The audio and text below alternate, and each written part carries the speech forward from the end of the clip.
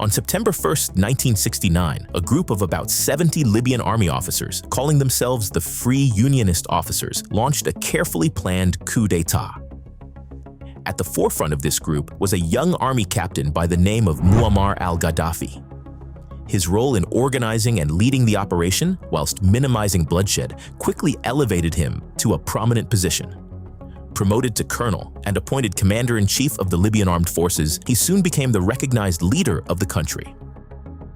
The new government quickly began reshaping Libyan society. It banned alcohol consumption, closed churches and nightclubs, declared Arabic the only official language, and seized foreign-owned banks, reflecting Gaddafi's deep Islamist convictions, his vision of Arab nationalism, and his determination to assert Libya's economic independence.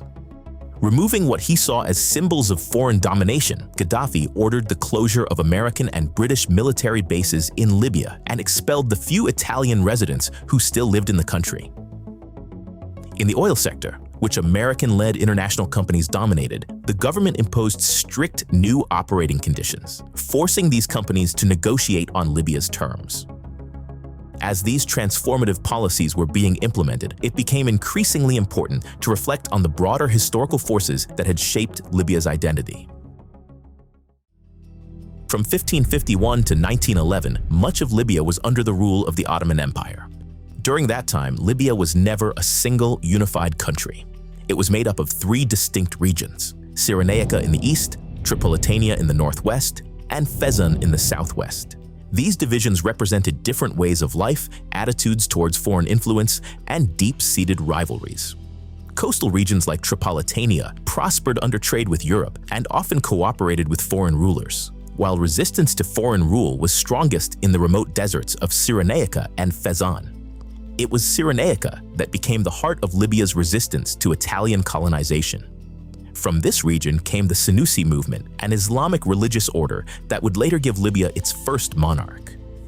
You see, the Italian conquest of Libya in 1911 took on a brutal turn in the early 1930s when Benito Mussolini's fascist ambitions intensified it. Mussolini saw Libyan resistance as a direct challenge to his vision of Italian pride. In 1930, he dispatched General Rodolfo Graziani to put an end to the Senussi-led resistance. Graziani's methods were ruthless. His forces bombed civilians, tortured prisoners, and desecrated copies of the Quran. Around 12,000 Libyans were killed each year under his command. By the time the Italians secured full control, an estimated 750,000 Libyans had been killed. These atrocities left deep scars on Libyans, particularly Gaddafi, whose grandfather had died fighting the Italians. Additionally, 300 members of his Kadhafiya tribe were forced to flee to Chad, driven from their homeland by the violence of the Italian occupation. Italian rule left Libya's social and political landscape in ruins. Decades of violence and neglect had left the country with no modern institutions and a population that had never been allowed to govern itself. However, with Italy's eventual defeat in World War II, Libya was split between British and French administrations. The British oversaw the regions of Cyrenaica and Tripolitania, while the French took control of the Fezzan region. It wasn't until 1951 that Libya became an independent kingdom under King Sayyid Idris al-Senussi, becoming the United Kingdom of Libya. This new nation had little in the way of resources, with an annual income of only £3 million, mostly from the rents of British and American military bases. During these formative years, a 9-year-old Muammar Gaddafi was coming of age in the dusty Libyan countryside, where he witnessed the struggle to build a new nation from the remnants of colonial rule. Muammar Mohammed al-Gaddafi was born in 1942 into the vast and rugged deserts of Tripolitania, just south of Sirte. He was the youngest of 4 children and the only son of his illiterate parents. Gaddafi's father recognized the importance of education and made great sacrifices to send him to school, an opportunity that would become the foundation for Gaddafi's political ambitions. In school, Gaddafi began to shape his ideals and political instincts. He found himself in an environment filled with the energy of Arab nationalism and was exposed to the ideas of Gamal Abdel Nasser, Egypt's revolutionary president and a champion of Arab unity and anti-colonial struggle. For Gaddafi, Nasser was not just a political figure. He was a model of leadership and defiance, a man of charisma and purpose who embodied the ideals he wanted to live by. Gaddafi's political awakening was not limited to ideas. He took action. He organized protests and distributed posters that criticized King Idris's pro-Western monarchy. In 1964, while studying at the Royal Military Academy in Benghazi, he and his closest allies secretly formed the Central Committee of the Free Officers Movement. Much like Nasser's Egyptian free officers, they met in secrecy, pooled their salaries, and shared critical intelligence. Graduating in August 1965, Gaddafi became a communications officer in the Army's Signal Corps. There, he continued to build his networks, carefully avoiding detection by the regime's security forces. When Idris became king in 1951, Libya was one of the poorest countries in the world. The economy was so weak that many Libyans survived by collecting and selling leftover scrap metal from World War II. Only foreign aid from the Western countries that had helped create the monarchy kept Libya afloat. The literacy rate was around 10%. Women had virtually no rights, and most of the land was too dry for farming. Furthermore, there was no shared sense of Libyan identity in those early years. Libyans still thought of themselves as Cyrenaians, Tripolitanians, or Fezanis. That began to change with the discovery of oil in 1959. Almost overnight, Libya's fortunes were transformed. By 1963, oil was flowing in vast quantities, and the country's economy began to boom. To manage oil revenues more effectively, Libya abandoned federalism and became a unitary state.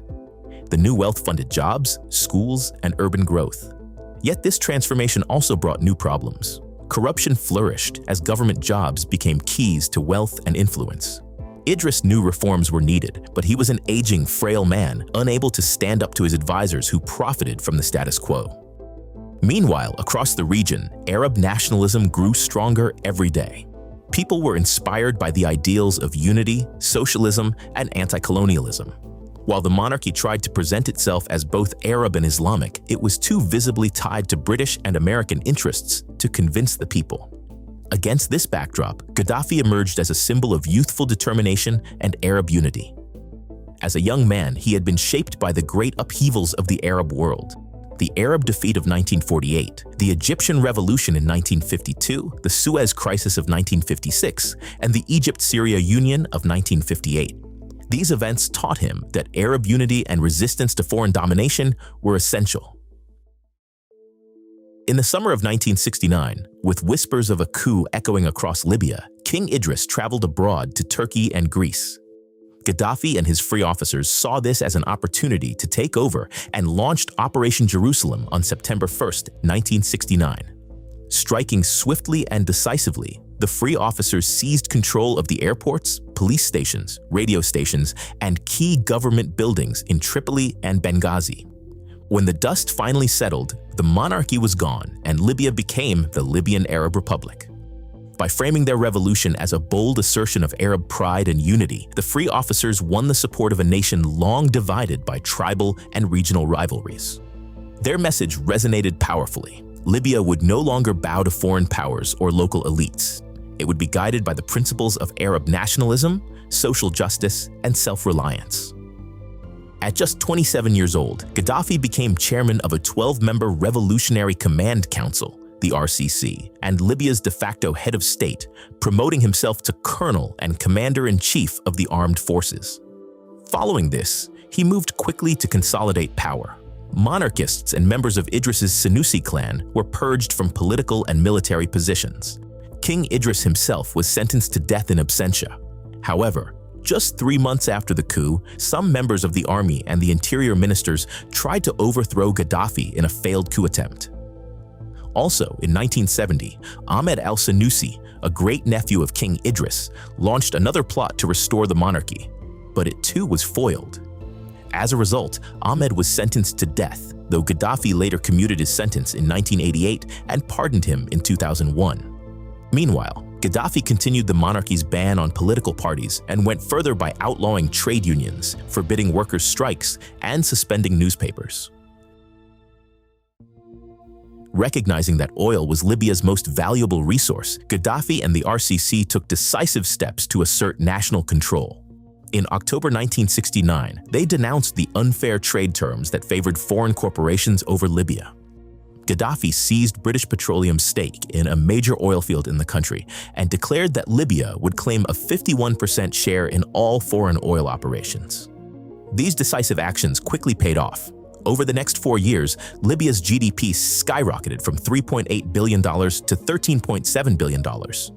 The government also doubled the minimum wage, imposed statutory price controls, and introduced compulsory rent reductions of 30 to 40%. In healthcare, the changes were striking. In 1968, Libya had about 700 doctors and a limited number of hospitals. But by 1978, there were more than 3,000 doctors and 50% more hospitals. On the 16th of April 1973, Muammar Gaddafi stood before a crowd in the town of Zuwara and declared the beginning of Libya's popular revolution. The speech was grounded in a 5-point plan, each point a direct challenge to the existing structures of power, governance, and culture. First, Gaddafi declared the abolition of all existing laws, announcing they would be replaced by revolutionary decrees crafted by the leadership. Second, he stated that anyone opposing the revolution would be removed, indicating a sharp turn toward authoritarian suppression. Third, he declared an administrative revolution, vowing to dismantle what he called a bloated, inefficient bureaucracy dominated by an old elite. Fourth, the Libyan people were to arm themselves and form people's committees to defend the revolution.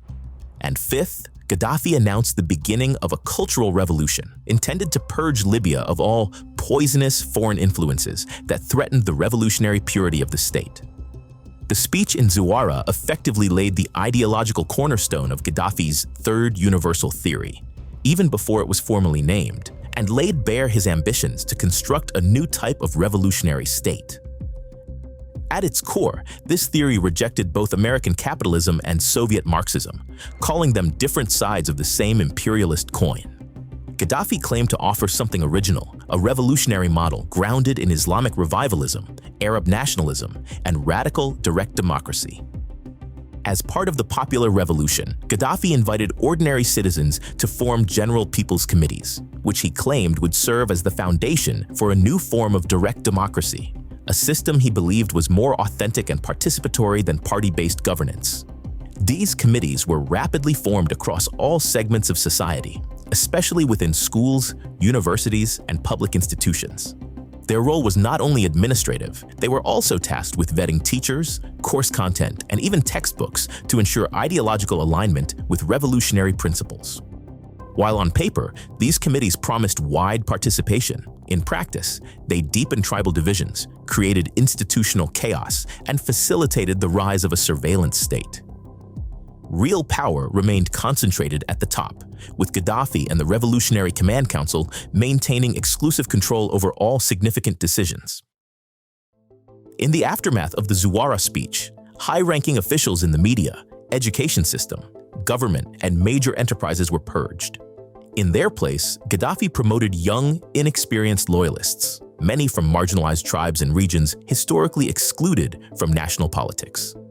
In addition, Gaddafi believed that Islam should be the soul of his revolution, but not the traditional Islam of the mosque.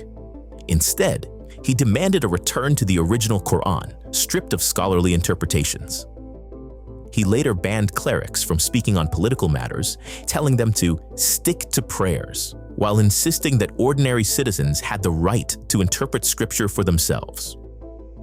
By 1975, the strain of this new system began to show. Discontent grew, especially among the country's university students, who challenged the regime's growing authoritarianism and its cult-like imposition of revolutionary doctrine. Viewing students as inherently rebellious and dangerously inquisitive, Gaddafi responded with mass arrests in April. In August 1975, two key RCC members, Bashir Hawadi and Omar Abdullah al-Mahaishi, attempted a coup against Gaddafi. But by then, the colonel had already built layers of security around himself. The attempted rebellion failed, and the plotters fled. Consequently, Gaddafi again carried out widespread purges of both the military and government, removing anyone suspected of disloyalty. The result was a wave of fear and brutal punishment known as the Green Terror. During 1973 and 1974, Gaddafi's government endorsed many Sharia laws. But once Sharia law clashed with his revolutionary ideas, especially when it came to protecting private property, he discarded it entirely. In its place, he introduced a new text that would serve as the ideological foundation of his state, the Green Book. Published in 3 volumes between 1975 and 1979, the Green Book was Gaddafi's political scripture. The first volume addressed politics and rejected representative democracy, arguing that it only empowered the elite and left the masses voiceless. The second volume tackled economics, calling for the dismantling of capitalism and private ownership to be replaced by worker cooperatives and collective management. The third volume discussed social matters, emphasizing the roles of family, tribe, and gender in shaping society. Additionally, Gaddafi announced a complete restructuring of Libya's political system. He declared the dissolution of the Libyan Arab Republic and the creation of a new state, the Great Socialist People's Libyan Arab Jamahiriya, a term he coined to mean state of the masses. Libya would now be governed according to the Green Book and adopt a new all-green flag to symbolize its transformation. Driven by his vision of equality, Gaddafi launched a sweeping campaign of social engineering. The state took over all import, export, and distribution functions and replaced private shops with government-run supermarkets. In 1978, the government issued decrees to ensure that every adult Libyan owned a home. Families were banned from owning more than one house. Rental properties were confiscated by the state and sold to tenants at subsidized prices. These moves, while seemingly populist, disrupted the housing market and undermined long-standing property rights. Resistance soon spread beyond Libya's borders. The National Front for the Salvation of Libya, formed by exiled dissidents, launched several attacks. In response, Gaddafi ordered all Libyans abroad to return home by June 10, 1980, or face assassination. Over the next 3 months, at least 10 Libyan exiles were murdered in Europe, including former diplomats, journalists, students, and military officers. From the day he seized power in 1969, Gaddafi dreamed of a united Arab world, liberated from colonial legacies and bound by revolutionary zeal. He met with the leaders of Egypt, Syria, and Sudan to discuss the possibility of merging their nations into a single revolutionary state. However, the sudden death of Nasser in September 1970 changed the Arab political landscape. Nasser's successor, Anwar Sadat, took a different approach. Rather than pushing for a single unified Arab state, Sadat proposed a political federation, a looser partnership of Arab countries. This was implemented in April 1971, with Libya contributing large grants of its oil wealth to each country to strengthen these bonds.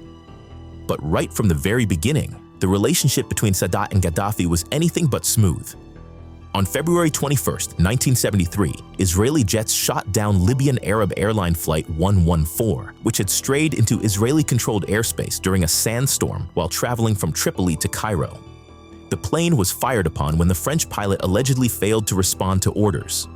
Only 5 of the 113 people aboard survived.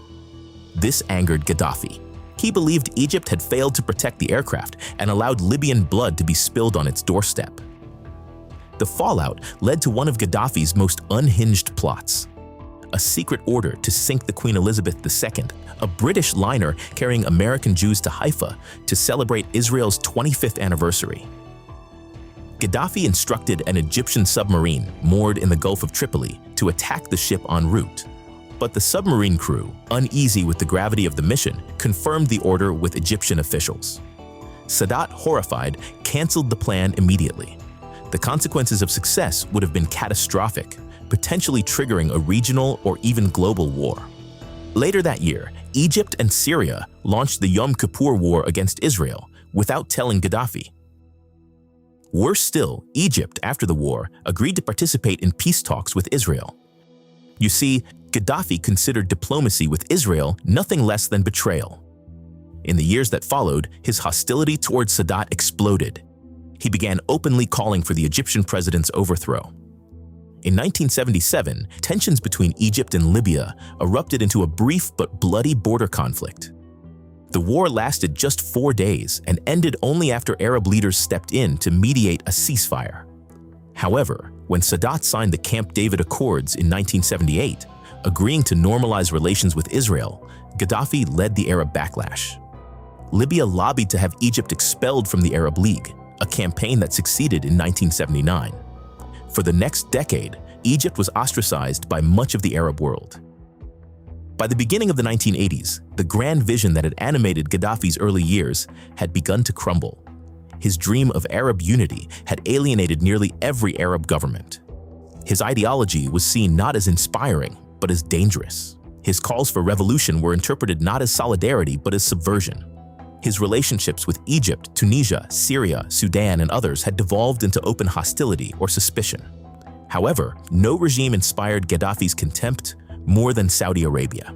He resented everything the kingdom represented: monarchical privilege, pro-American foreign policy, and its control over Mecca and Medina, the holiest cities in Islam. He encouraged the Saudi people to revolt and reportedly plotted several subversive acts, including the 1973 bombing of the Saudi embassy in Sudan. None of these attempts achieved their goal, but they cemented Gaddafi's role as the most outspoken critic of the Saudi regime. The Saudis, in turn, considered Gaddafi's regime illegitimate and withheld diplomatic recognition longer than any other Arab state. As Gaddafi's influence with the Arab world began to deteriorate, the colonel shifted his gaze towards sub-Saharan Africa, where he sought not only redemption, but dominion. Africa was geopolitically fragmented, underdeveloped, and in need of aid, precisely the kind of landscape Gaddafi could manipulate. One of his first major moves was a direct diplomatic assault on Israel's African alliances. Since the 1960s, Israel had cultivated strong ties across Africa through agricultural aid and development projects. But Gaddafi saw Israel's presence on the continent as a strategic and ideological threat. In 1973, following the Yom Kippur War, he launched a campaign to sever Africa's ties with Israel. His methods were simple: money in exchange for loyalty. Between 1973 and 1979, Libya provided over $500 million in aid to African countries, especially the Congo and Uganda, and set up joint venture companies to spur trade and development. Through financial pressure, he convinced 8 African nations to sever diplomatic ties with Israel in 1973. Of all Gaddafi's African alliances, none was more disastrous than his loyalty to the Ugandan president, Idi Amin. Gaddafi admired Amin's eccentricity and anti-Western position. The two men developed a close bond, with Libya providing military and economic aid and Uganda adopting Libya's anti-Israel rhetoric. However, when Amin's regime collapsed under a Tanzanian-led invasion in 1979, Gaddafi rushed to his allies' aid, airlifting 2,000 Libyan troops to defend Kampala. It was a disaster. The Ugandan army fled, leaving the Libyans stranded. As a result, about 400 Libyan soldiers were killed during the invasion. Although Gaddafi's intervention in Uganda ended in disaster, a far more chaotic and prolonged entanglement had already begun years earlier in Chad. In 1972, Gaddafi asserted Libya's claim over the Aouzou Strip, a mineral-rich area in northern Chad. That year, he signed a secret agreement with Chadian President François Tombalbaye, granting Libya control of the strip, though the legitimacy of this agreement was later disputed. You see, back in 1935, a Franco-Italian treaty had promised the area to Italy, and thus to Libya, but the treaty was never ratified, and as a result, the land was left in the hands of French-controlled Chad. After gaining independence from France in 1960, Chad, one of the world's poorest nations, found itself ruled by a southern-dominated regime led by François Tombalbaye. Backed by France, Tombalbaye's government represented the mostly Christian and animist South, alienating the largely Muslim North and Center. By 1966, opposition groups from the marginalized North united to form the National Liberation Front of Chad, Frolina, a rebel movement bent on overthrowing the southern-led state. At first, Libya's King Idris offered only symbolic support to the rebels, fearing a rupture in ties with Chad. But when Gaddafi seized power in 1969, everything changed. He envisioned transforming northern Chad into a client state, an extension of his revolutionary Jamahiriya. Unlike his predecessor, Gaddafi gave the Frolinat rebels everything: weapons, training, and offices in Tripoli. He also began stationing troops in the Aouzou Strip. When President François Tombalbaye was killed in a military coup in 1975, power shifted to a new southern-led regime under General Félix Malloum. One of Malloum's first acts was to reject Libya's occupation of the Aouzou Strip, directly challenging Gaddafi's territorial ambitions. In an effort to unite the fractured nation, Malloum entered into a power-sharing agreement with Hissène Habré, a prominent northern rebel commander and former leader within the Frolinat movement. By then, Habré had distanced himself from Frolinat's pro-Libyan faction, openly accusing Gaddafi of seeking to dominate Chad through manipulation and military interference. Malloum appointed him prime minister in hopes of forging national unity, but the alliance soon crumbled as tensions between the two men and their respective factions escalated into open conflict. In February 1979, fighting broke out in the capital, N'Djamena, between Malloum's forces and Habré's troops. The city descended into chaos and the new government collapsed. Meanwhile, Gaddafi threw his support behind Frolinat's latest leader, Goukouni Ouédé, backing him during the chaos. Subsequently, in August, regional powers, notably Nigeria, brokered a fragile agreement among the warring factions, leading to the creation of a transitional government of national unity. Goukouni Ouédé, with Libyan support, was named president. Hissène Habré took the role of Minister of Defense, while former President Félix Malloum resigned and went into exile in Nigeria. However, peace didn't last long as Habré and Goukouni clashed almost immediately. Their power struggle became the center of the next phase of the Chadian civil war. Consequently, Ouédé called on Libya for help, and Gaddafi responded with a massive intervention. 7,000 Libyan troops and 7,000 mercenaries from his Islamic Legion swept across Chad to crush Habré's forces. It was one of the few clear victories Libya would enjoy. But Gaddafi's ambitions then exceeded his sense. In January 1981, he proposed unifying Libya and Chad into one state. The move triggered a backlash. Goukouni, alarmed by public outrage, requested that Libya withdraw from Chad.